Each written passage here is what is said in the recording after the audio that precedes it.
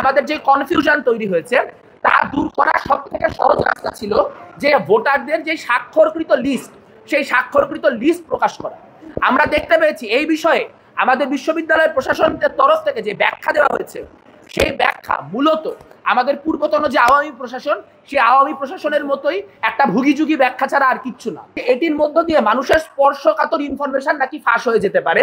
এই জন্য স্পর্শকাতর ইনফরমেশন ফাঁস হওয়ার প্রিভেন্ট করার জন্য তারা যেই প্রার্থীরা ভোট দিতে গিয়ে যেই আপনার প্রার্থীরা এই নিয়ে প্রশ্ন তুলেছেন, সেই প্যানেলগুলিকে এটি দেখাতে আগ্রহী নন যে কারা কারা ভোট দিতে গিয়েছে, সেই ভোটারদের স্বাক্ষরকৃত তালিকা তারা প্রকাশ করতে আগ্রহী নন।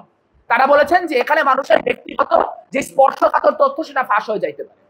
এই কথাটা কি পরিমাণ স্টুপিড আপনারা নিজেরা একটু বিবেচনা করেন। একটা ভোটারের যে স্বাক্ষর, সেখানে শুধুমাত্র ভোটারের যে সিগনেচার, সেটা ব্যতীত আর কোনো তথ্য নাই। এখন একজন ভোটার যখন ভোট দিতে গেছেন, তিনি কি লুকায় লুকায় গেছেন? তিনি তো লাইনে দাঁড়ায় গেছেন। কাজে তিনি তো সেখানে, আমি যদি সেই স্বাক্ষরের তালিকা পাই, সেখানে তিনি কাকে ভোট দিয়েছেন সেটা তো জানার কোনো উপায় নাই। আলাদা একটা পেপারে তার স্বাক্ষর গ্রহণ করা হয়েছে। কিন্তু যদি স্বাক্ষরকৃত ভোটারের লিস্টটা আমরা পাই, তাহলে এই যে ৩২,০০০-এর সংখ্যা, এই ৩২,০০০-এর সংখ্যার কোনো গরমিল আছে কিনা সেটা সারা জীবনের জন্য নিরূপণ করে ফেলা সম্ভব। তাহলে যেহেতু নির্বাচন নিয়ে প্রশ্ন উঠছে, তারা কেন এই ইনফরমেশন প্রকাশ করার মধ্যে দিয়ে এই জিনিসটিকে খোলাসা করছে না?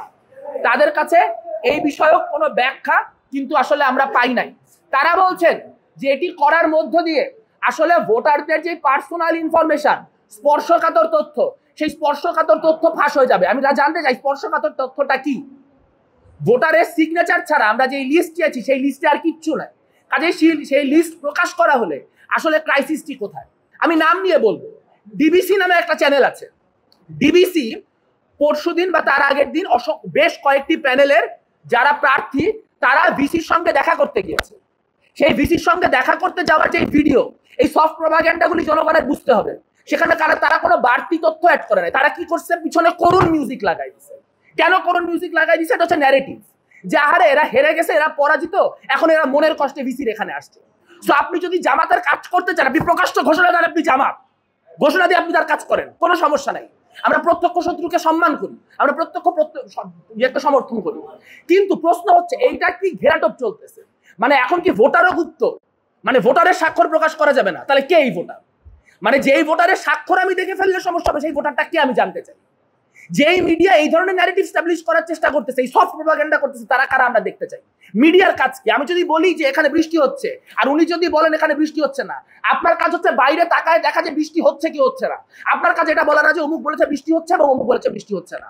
নীলক্ষেতে ব্যালট পেপারে যে অভিযোগ করা হয়েছে, তাই নিয়ে এখন পর্যন্ত কোনো তদন্তমূলক রিপোর্ট হয় নাই। এটা তো প্রত্যক্ষ প্রমাণ পাওয়া গেছে। আপনারা নির্বাচনের দিন আমরা যা যা বললাম তার অধিকাংশ গণমাধ্যম থেকে পাওয়া তথ্য। তাহলে সেই তথ্যগুলো এখন আর সামনে আসতেছে না কেন? কারণ আমরা দেখতে পাচ্ছি ক্লিয়ারলি একটা মিডিয়া ন্যারেটিভ এস্টাবলিশ করার চেষ্টা করা হচ্ছে, এবং নির্বাচন কেন্দ্রিক যে অনিয়ম, সেই অনিয়মের কথা তাকে কেউ বললেই তাকে নির্বাচন বানচাল করার চেষ্টা, অমুক তমুক ইত্যাদি বলা হচ্ছে। আমাদের বামপন্থীদের সম্পর্কে দীর্ঘদিন বলা হয়েছে যে আমরা জনবিচ্ছিন্ন, আমাদের কোনো ভিত্তি নাই, অমুক নাই তমুক নাই। কাজে আমাদের এখানে হারানোর কিছু নেই। আমি যদি 50টা ভোট পেয়েও এই প্রশ্নগুলা করি, এই আমার প্রশ্নগুলা ইললেজিটিমেট হয়ে যায় কিনা, তাহলে কে আসলে ভোটে হারার কারণে এগুলি করছে? এই প্রশ্ন তো কোনো প্রশ্ন না। প্রশ্ন হচ্ছে যে অনিয়মগুলোর কথা আমরা তুলতেছি, সেই অনিয়মগুলা আসলে অনিয়ম কিনা, সেটা খতায় দেখা হবে কিনা, সেটা তদন্ত করা হবে কিনা, দ্যাট ইজ দি কোয়েশ্চেন। এবং আমরা দেখতে পাচ্ছি যে ডাকসুকে একটা স্ট্যান্ডার্ড হিসেবে ধরা হয়। যদি আজকে ডাকসুতে এগুলা করে পার পায়ে যাওয়া হয়, তাহলে কালকে রাকসু নির্বাচন আছে, তারপর চাকসু নির্বাচন আছে। প্রত্যেকটা ছাত্র সংগঠন এখন দাবি তুলতেছে যে ওএমআর শিটের মধ্যে দিয়ে নির্বাচন যাতে না হয়।